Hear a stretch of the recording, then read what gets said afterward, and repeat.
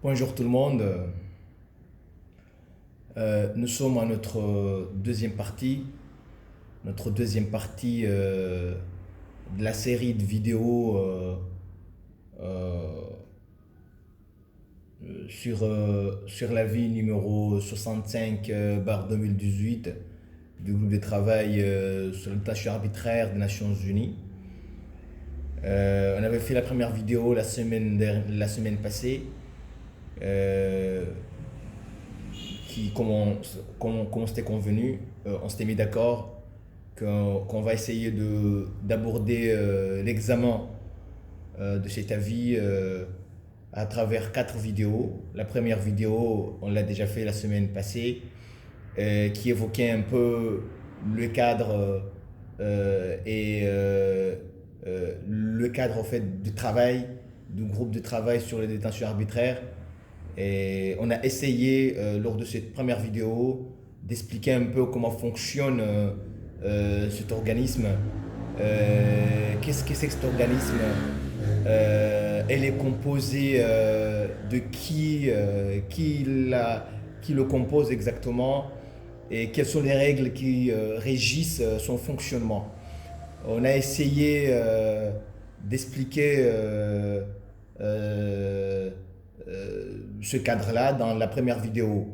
Et là, aujourd'hui, nous sommes à la deuxième vidéo. Et la deuxième vidéo, comme on s'était mis d'accord, on va se concentrer plus précisément sur la question elle-même, la vie exactement. On va essayer de comprendre euh, les, les, le dispositif de cet avis, l'avis 65/2018, et comprendre aussi les motivations du groupe de travail sur la détention arbitraire, leur motivation, qu'est-ce qui les a conduits à condamner les Comores et en tout cas à, à déclarer que l'État comorien a violé les droits de l'ancien président Ahmed Abdallah Mohamed Sambi. Pour cela, a fini, le groupe de travail a fini par déclarer la détention de Sambi comme étant une détention arbitraire. Donc aujourd'hui, on va essayer d'expliquer les motivations, comment comment le groupe de travail s'est expliqué par rapport à tout cela. Donc, mais pour commencer, il faudrait d'abord qu'on fasse la distinction entre les deux détentions qu'a connues jusque-là l'ancien président Sambi. Il y a une première détention qui a été ordonnée par une note circulaire du ministère de l'Intérieur décidant de placer Ahmed Mohamed Sambi en résidence surveillée. Si vous vous rappelez très bien, c'était la première détention de Sambi. Et après, il y a eu une ouverture de l'information judiciaire euh, à travers laquelle le juge d'instruction a décidé de placer Sambi dans ce qu'il appelle une détention provisoire dans sa propre maison. C'est-à-dire on a transformé par la suite sa maison en annexe de la prison de Moroni. Donc la détention dont il s'agit ici, c'est la première détention, c'est-à-dire celle qui a été ordonnée par le ministère de l'Intérieur. Et d'ailleurs, c'est cette détention qui a été soumise à l'examen du groupe de travail. C'est important la précision. Donc, ça veut dire que tout ce que le groupe de travail a essayé de dire, d'expliquer, d'examiner, ça ne peut concerner que la détention de Sambi avant la décision du juge de le placer en détention provisoire. Ça veut dire que c'est la détention ordonnée par le ministère de l'Intérieur exclusivement. Voilà. Donc, pour commencer, comme on le sait très bien, cette détention, on va d'abord commencer par lire la décision prise la décision prise par le groupe de travail. Qu'est-ce que dit le groupe de travail dans sa décision finale, dans son dispositif, dans le dispositif de l'avis numéro 65/2018? Le groupe de travail dit ceci. Compte tenu de ce qui précède, le groupe de travail rend l'avis suivant. La privation de liberté d'Ahmed Abdallah Mohamed Sambi est arbitraire en ce qu'elle est contraire aux articles 9, 10, 19 et 20 de la Déclaration universelle des droits de l'homme et relève des catégories 1 et 2 des méthodes de travail du groupe. Le groupe de travail demande au gouvernement comorien de prendre les mesures qui s'imposent pour remédier sans tarder à la situation de M. Sambi et la rendre compatible avec les normes internationales applicables, notamment celles énoncées dans la Déclaration universelle des droits de l'homme, et l'encourage à ratifier le pacte. Le groupe de travail estime que, compte tenu de toutes les circonstances de l'espèce, la mesure appropriée consisterait à accorder à M. Sambi le droit d'obtenir réparation, notamment sous la forme d'une indemnisation et d'une garantie de non-répétition. Le groupe de travail demande instamment au gouvernement de veiller à ce qu'une enquête approfondie et indépendante soit menée sur les circonstances de la privation arbitraire de liberté de M. Sambi et de prendre les mesures qui s'imposent contre les responsables de la violation de ses droits. Le groupe de travail demande au gouvernement d'user de tous les moyens à sa disposition pour diffuser le présent avis aussi largement que possible. Voilà en gros le dispositif, la partie principale du dispositif de l'avis numéro 64, plutôt 65, 2018 du groupe de travail relatif au cas Sambi. Mais ce qu'on va essayer de dire pour entrer dans le fond du sujet, dans le vif du sujet, c'est de commencer par se poser la question, qui a d'abord saisi ce groupe de travail? À la lecture de l'avis publié par le groupe de travail, qui se trouve d'ailleurs en ligne sur le portail du Haut Commissariat aux droits de l'homme des Nations Unies, aucune indication de la personne, de la source, c'est-à-dire la personne qui a décidé de saisir le groupe de travail. Et ça, c'est quelque chose de permis, de permise, quelque chose de permis plutôt, c'est une chose permise parce que le groupe de travail, dans son document relatif à ses méthodes de travail, a précisé clairement qu'une personne peut saisir le groupe de travail pour dénoncer des violations graves du droit de l'homme en rapport avec une détention. Et quand cette personne décide de le faire, il peut effectivement communiquer, informer au groupe de travail qu'il n'a pas envie que son identité soit révélée, c'est-à-dire soit communiquée au gouvernement.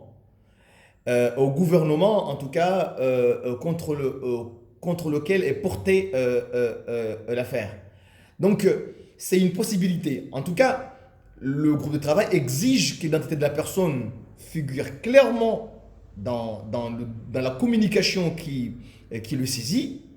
Toutefois, il peut effectivement demander à ce que son identité ne soit pas révélée dans les documents qui seront communiqués au gouvernement. Donc, c'est quelque chose de tout à fait permis, qui n'est pas du tout exceptionnel, parce qu'en général, ça se trouve un peu partout, dans tous les mécanismes de contrôle des textes relatifs, d'instruments internationaux relatifs aux droits de l'homme, comme le comité des droits de l'homme et d'autres, mais également pour les mécanismes régionaux comme la Commission africaine des droits de l'homme et des peuples.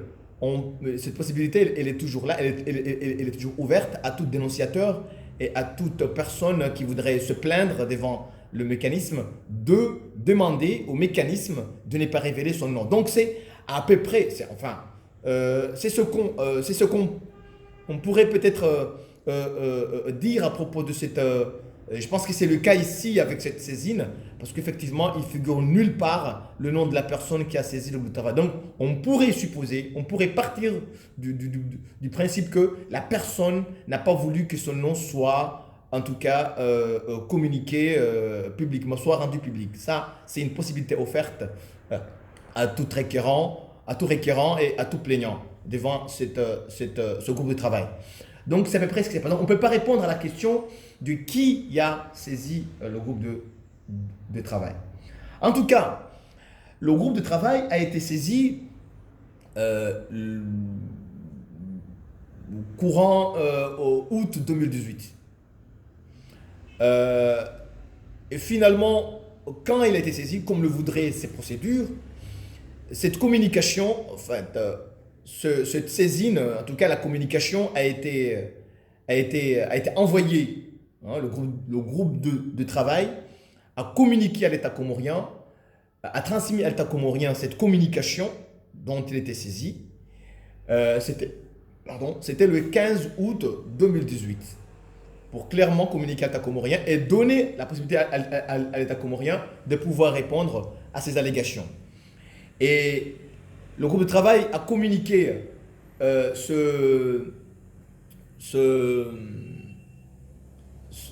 transmis cette communication à l'État comorien et a imparti à l'État comorien un délai de 2 mois, ça veut dire du 15 août au 15 octobre, pour que l'État comorien réponde de ces allégations, s'explique, parce que comme je l'avais dit au début, dans la première vidéo, la procédure devant le groupe de travail respecte le principe du contradictoire. Le groupe va se permettre de s'appuyer uniquement sur les allégations faites par un plaignant ou par un dénonciateur pour asseoir sa décision, sans prendre le temps de donner la possibilité, d'offrir la possibilité à l'État défendeur de s'expliquer par rapport aux allégations. C'est ce qui a exactement été fait par le groupe de travail. Le 15 août, le groupe a transmis la communication à l'État comorien et il a imparti à l'État comorien un délai de 2 mois, ça veut dire un délai qui courait jusqu'au 15 octobre pour que l'État comorien réponde. Mais il se trouve que l'État comorien n'a pas répondu dans ce délai, dans le délai imparti. Mais il a fallu attendre la date du, si je ne m'abuse pas, ça devrait être, en tout cas une date très tardive, pour que l'État comorien, c'était je pense le 14 novembre. Il a fallu attendre le 14 novembre pour que l'État comorien soumette sa réponse, prétendant qu'il avait demandé une prorogation du délai, une demande qui a été transmise apparemment le 18 octobre. Ça veut dire que l'État comorien, au lieu de répondre le 15 octobre, il répond plus tard que prévu, ça veut dire le 14 novembre, ça veut dire presque 1 mois après l'expiration du délai, presque 1 mois, pour venir dire qu'il avait demandé une prorogation, parce qu'il est possible de demander une prorogation, et le groupe de travail en général, il accepte les prorogations demandées par l'État défendeur. Sauf que ici, la demande de prorogation a été déposée le 18 octobre, ça veut dire 3 jours après l'expiration du délai imparti. Parce que si on veut demander une prorogation, normalement, on le soumet avant l'expiration du délai imparti. Mais l'État comorien, apparemment, il a attendu l'expiration du délai imparti pour demander une prorogation. Parce que le délai courait jusqu'au 15 octobre. L'État comorien soumet une demande de prorogation le 18 octobre, ça veut dire 3 jours après l'expiration du délai, pour finalement déposer sa demande, enfin sa réponse, le 14 novembre. Donc le groupe de travail, comme il a toujours fait dans des affaires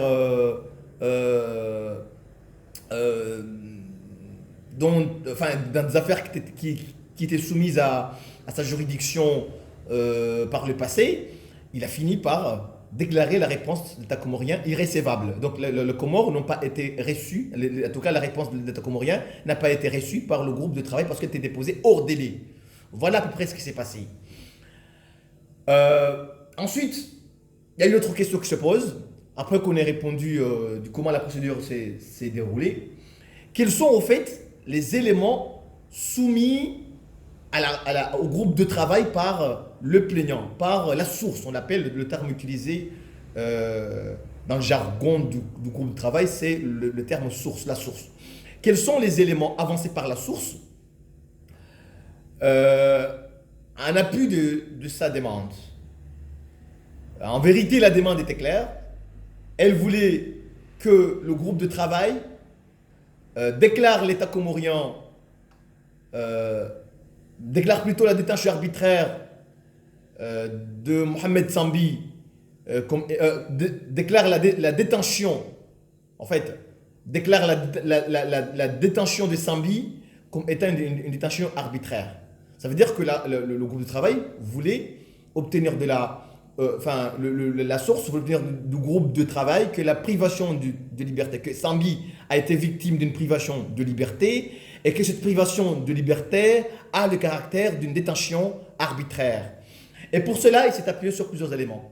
D'abord, ils ont situé le contexte politique. La source plutôt a situé le contexte politique en parlant de la décision prise par le président comorien de l'époque, enfin le président comorien Azali Assoumani, sa décision d'organiser des assises qui au fait laissait planer derrière l'idée d'une éventuelle révision de la Constitution et que dans ce contexte, l'ancien président Sambi avait pris position claire après son retour de son dernier voyage à l'étranger, avait pris une position claire qui était une position contre l'idée d'organiser des assises qui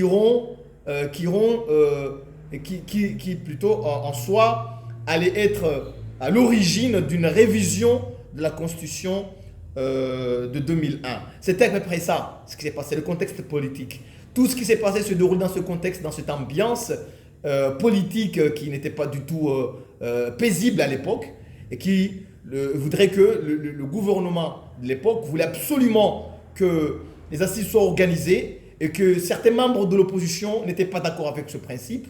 Ils avaient même boycotté carrément les assises et Sambi s'était clairement positionné publiquement pour affirmer clairement son opposition par rapport à une éventuelle révision de la Constitution. Donc, c'est dans ces conditions-là que ce qui allait arriver arriva.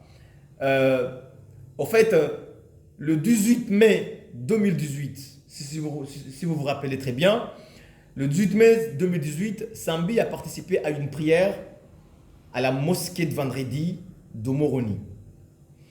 Al-Qasm d'ailleurs. La mosquée est connue par le nom d'Al-Qasm. On appelle la mosquée d'Al-Qasm.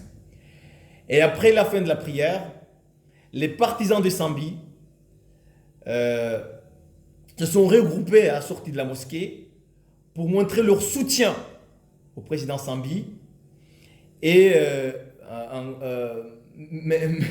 mais également, ils en ont profité également pour justement scander des slogans contre Azali Assoumani, le président des Comores, et son gouvernement, et surtout son idée d'organiser les assises et de réviser la Constitution.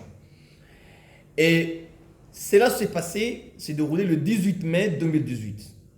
Un jour plus tard, ça veut dire le 19 mai, une note circulaire émanant du ministère de l'Intérieur, signée par le secrétaire général de ce ministère, décide de placer Sambi en résidence surveillée, au motif que ces agissements troublent gravement l'ordre et la sécurité publique. Et dans la même note, il est interdit les discours improvisés dans les mosquées pour des raisons d'ordre religieux. Ça veut dire que pour des raisons d'ordre de sécurité religieuse. C'est à peu près ce qui a été dit dans la note circulaire du 19 mai 2018. Et depuis, le président Sambi a été placé sous résidence surveillée, dans sa résidence bien sûr, sans qu'il soit présenté à un juge, sans qu'on lui notifie une possibilité de pouvoir saisir un juge et demander qu'il soit relâché parce que sa liberté, ne serait-ce que la liberté d'aller et venir, sa liberté d'aller et venir a été entravée. Et c'est pour cette raison que la source a saisi le groupe de travail pour demander effectivement que cette privation de liberté, que ce qui s'est passé, c'est une privation de liberté qui a le caractère d'une détention arbitraire. Et là, la Cour, le groupe de travail a essayé après de raisonner, d'examiner toutes ces allégations.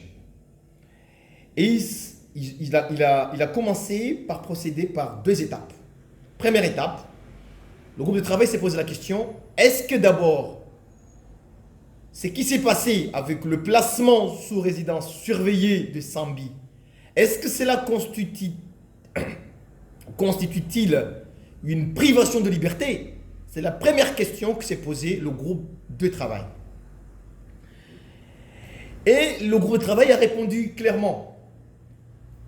Il a d'abord essayé de rappeler, avant de répondre, que lorsqu'une source établit une présomption de violation des règles internationales relatives aux droits de l'homme, surtout si la source invoque une violation des règles relatives aux droits des règles internationales en constitutif de la détention arbitraire, la charge de la preuve incombe à l'État défendeur, à l'État mis en cause. C'est l'État mis en cause de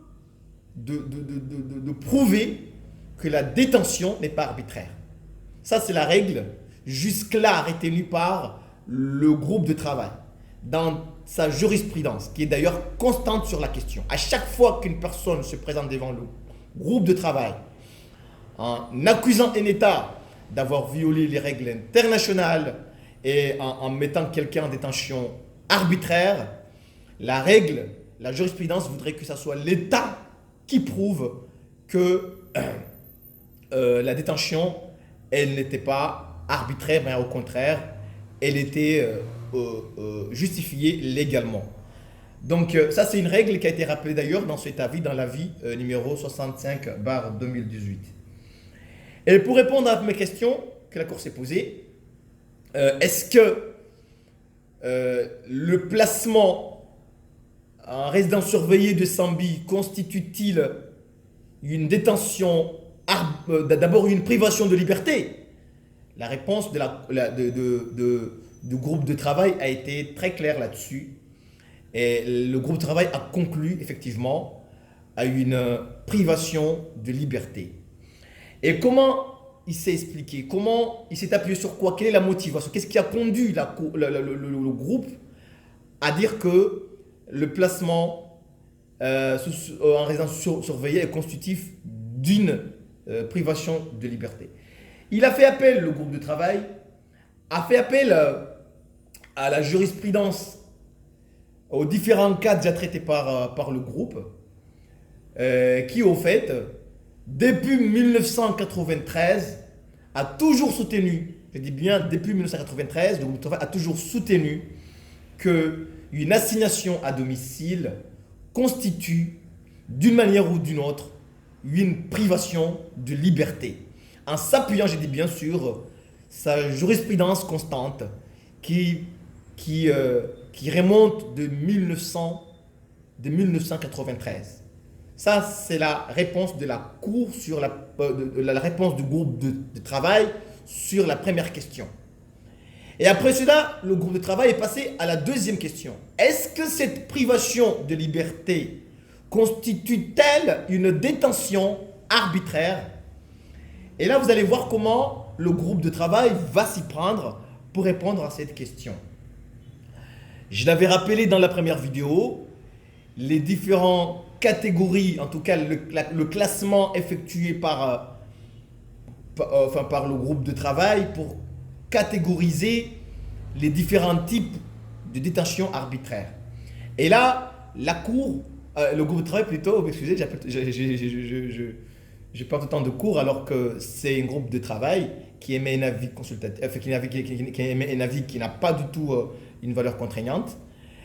Le groupe de travail va s'y prendre, il va répondre à cette deuxième question par l'affirmatif, en disant que, en faisant appel plutôt à la première catégorie de détention, mais également à la deuxième catégorie. Le groupe de travail a fini par dire qu'il y a eu détention arbitraire. La privation de liberté de Sambi est constitutive d'une détention arbitraire au titre de la catégorie 1, mais également au titre de la catégorie 2 des règles posées par ces méthodes, le document relatif à ces méthodes de travail, comme on l'avait très bien expliqué dans la première vidéo. Et comment il va démontrer la détention arbitraire au titre au titre de la catégorie 1. Pour juste rappel, la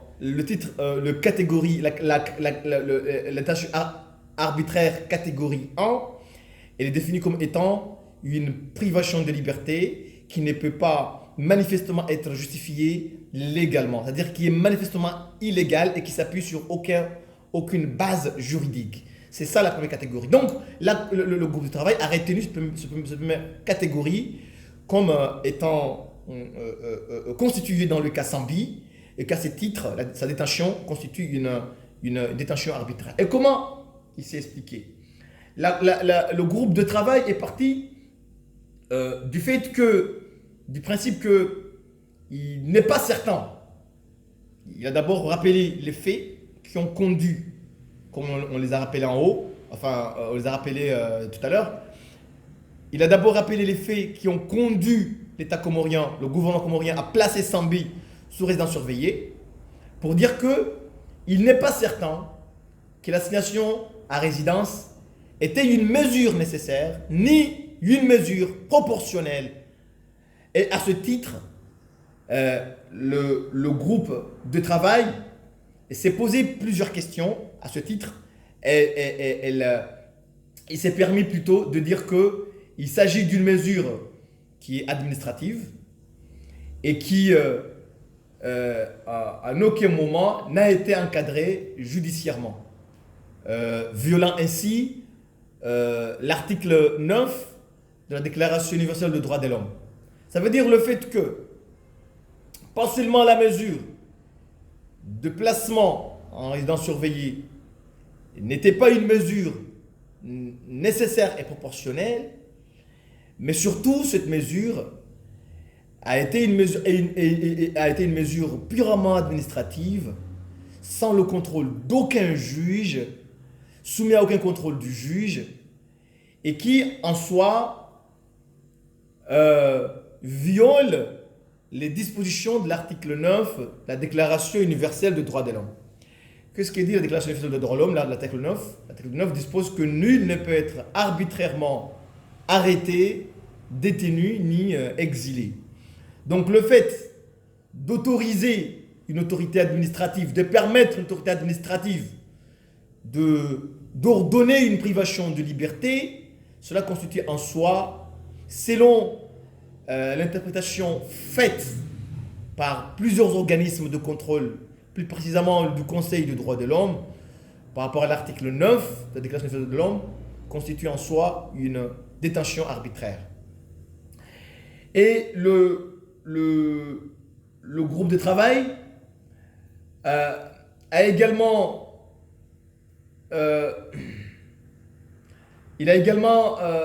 invoqué le fait qu'il n'existe aucun fait concret qui justifierait cette assignation. Mais pourquoi la signer? Pourquoi la signer en résidence? Pourquoi si on estime qu'il a commis une infraction, on ne le passe pas devant un juge? On ne le fait pas entrer dans la procédure pénale comorienne qui prévoit effectivement le traitement des cas pareils. Soit Sambi a commis une infraction, soit il ne l'a pas commis. S'il a commis une infraction, on devait le placer en garde à vue si l'autorité trouvait ça nécessaire de le faire. Et pourquoi pas en détention provisoire, mais pas permettre à ce que l'exécutif prenne une mesure de privation de liberté sans aucun contrôle du juge. Ça, c'est le raisonnement du groupe de travail. Donc pour eux, Sambi n'était pas présenté à un juge pour lui offrir l'opportunité de contester la légalité de la privation de liberté, de sa privation de liberté, violant ainsi l'article 10 de la Déclaration universelle de droits de l'homme. Et là, carrément, on évoque maintenant, après l'article 9, on évoque maintenant l'article 10. Qu'est-ce que dispose clairement l'article 9, l'article 10 de la Déclaration universelle de l'homme? L'article 10 dispose que toute personne a droit en pleine égalité à ce que sa cause soit entendue équitablement et publiquement par un tribunal indépendant et impartial qui décidera soit de ses droits et obligations, soit du bien fondé de toute accusation en matière pénale dirigée contre elle. Ça, c'est la base même de ce qu'on appelle l'habeas corpus. L'habeas corpus qui est un principe à la base, un principe de droit anglo-saxon, mais qui par la suite a été repris par les Nations Unies à travers plusieurs déclarations et plusieurs conventions internationales, surtout les instruments internationaux relatifs aux droits de l'homme, et qui au fait a fini par internationaliser, rendre la procédure d'habeas corpus effectivement comme étant une procédure admise au niveau international. Au fait, c'est quoi la procédure d'habeas corpus? C'est une procédure qui permet à toute personne mise aux arrêts, en tout cas détenue, en tout cas privée de liberté, la possibilité de saisir un juge indépendant et impartial pour effectivement obtenir de ce juge l'examen de la légalité de son arrestation et de sa détention. Je dis bien la légalité de son arrestation et de la détention. Je ne parle pas ici du bien fondé des accusations portées contre lui, parce que ça c'est un autre problème, mais c'est juste qu'on puisse le faire comparaître devant un juge, je dis bien un juge, pas devant un procureur, parce que le procureur n'est pas un juge, mais un juge indépendant et impartial qui va statuer sur la légalité de l'arrestation, en tout cas la légalité de sa privation de liberté et de sa détention, effectivement. Donc, ça, c'est un principe reconnu au niveau international, qui figure dans l'article 10, la Déclaration universelle des droits de l'homme de 1948, et qui figure également dans plusieurs instruments,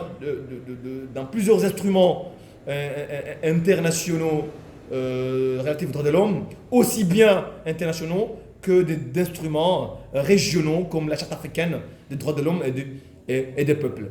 Et là, le groupe de travail s'est appuyé sur le fait qu'on n'a pas donné la possibilité à Sambi de pouvoir saisir un juge quand on l'a mis en résidence surveillée. On ne l'a pas offert la possibilité de pouvoir accéder à un juge et demander à ce dernier de statuer sur la légalité de la privation de sa liberté. Je ne dis pas devant un juge pour statuer sur le bien fondé des reproches portés contre lui, ça c'est autre chose, mais juste sur la légalité. Voilà, la légalité de la détention, la légalité de sa privation de liberté. Et ça, c'est suffisant. Ça en soi est suffisant pour que le groupe de travail conclue que la privation de liberté manque de base légale et à ce titre est de ces faits arbitraire au sens de la catégorie 1 du groupe de travail. Donc, effectivement, c'est la motivation, la première motivation du groupe de travail sur le caractère arbitraire de la détention ou de la privation de liberté de M. Ahmed Abdallah Mohamed Sambi.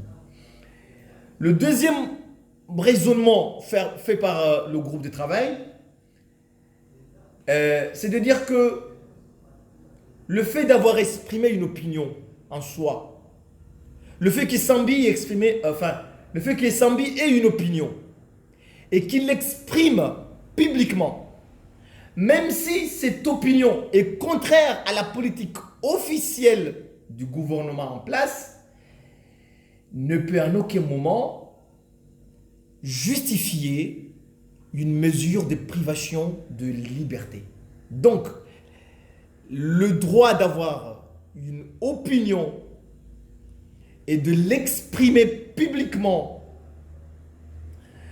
même si cette opinion est contraire à la position officielle du gouvernement, est protégé par le droit international relatif aux droits de l'homme, le droit international des droits de l'homme.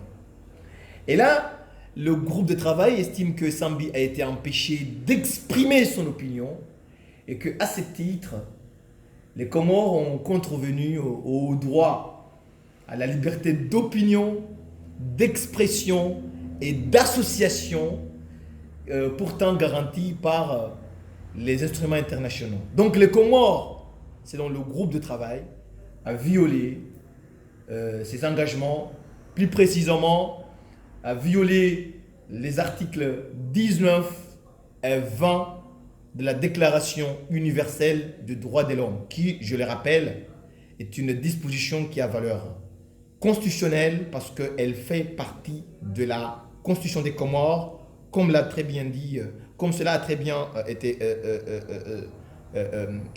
écrit en tout cas dans le préambule de la Constitution comorienne. Donc, à ce titre, le groupe de travail conclut que il y a eu un problème. Et puis en plus, le groupe de travail a rappelé un article intéressant qui est l'article 29 de la Déclaration universelle des droits de l'homme, deuxième paragraphe, et qui dispose que dans l'exercice de ses droits et dans la jouissance de ses libertés, chacun n'est soumis qu'aux limitations établies par la loi, exclusivement en vue d'assurer la reconnaissance et le respect du droit et liberté d'autrui et afin de satisfaire aux justes exigences de la morale, de l'ordre public et du bien-être général dans une société démocratique. En fait, par cette disposition, l'article 29, deuxième paragraphe de la déclaration, il est reconnu une exception, une dérogation au principe de liberté, en tout cas au principe de liberté posé par les articles de la Déclaration universelle des droits de l'homme, mais cela a été très bien encadré, parce qu'il faut que ces limitations soient établies d'abord par la loi, exclusivement en vue d'assurer la reconnaissance et le respect des droits et des libertés. Et là, en l'occurrence, le groupe de travail estime que la limitation faite à la liberté de Sambi de s'exprimer ne peut pas se justifier par ce paragraphe 2 de l'article 29. Et à ce titre, les Comores, l'assignation à résidence, plutôt, est arbitraire au titre de la catégorie 2.